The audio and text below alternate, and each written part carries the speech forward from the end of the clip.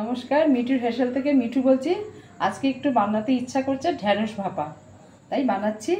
এই ঢ্যাঁড়সগুলোকে গোটা গোটা করে কেটে নিয়েছি, আর এর মধ্যে এই পোস্ত বাটাগুলো সব দিয়ে দেবো, আর এই সরষা বাটাগুলো দিয়ে দেবো।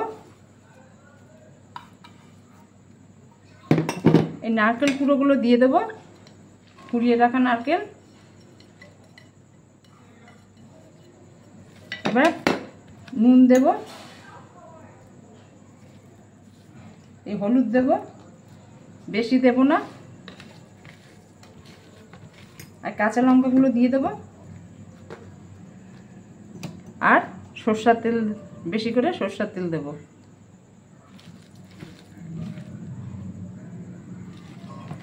এবার ভালো করে মেখে নেব।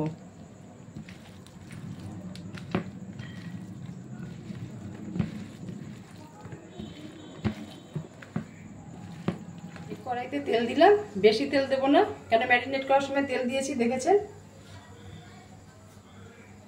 এবার একটু সামান্য গরম হলে এগুলো দিয়ে দেব। বেশি গরম করব না, কেন সরষা পোস্তর জিনিস কাঁচা তেলেও ভালো লাগে। এই দিয়েই দিচ্ছি। এই যে দেখুন, তেলটা সামান্য গরম হয়েছে, পুরো গরম না, সামান্য গরম।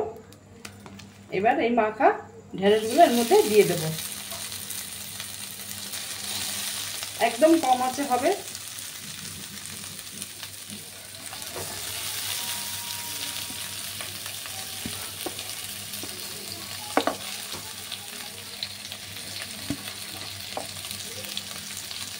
সামান্য একটু নেড়ে চেড়ে ঢেকে দেবো।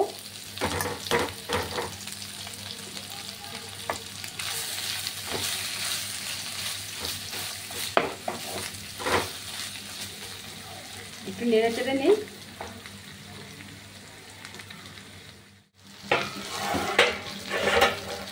এই যে দেখুন, খুব ভাজা ভাজা করবো না, সামান্য একটু নেড়ে চেড়ে নিলাম। এইবার এর মধ্যে একটু জল দেবো না, কিন্তু হয় নারকেল দুধ দেবেন আর নাহলে এমনি দুধ দেবেন। আমি নারকেল দুধ দিয়েছি, আপনারা এমনি দুধও দিতে পারেন।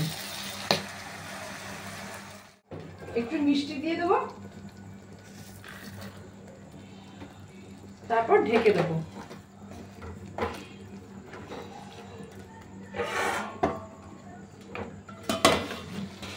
এই দেখুন, ঢেঁড়স ভাপা পুরো কমপ্লিট। একদম অল্প আঁচে করলাম।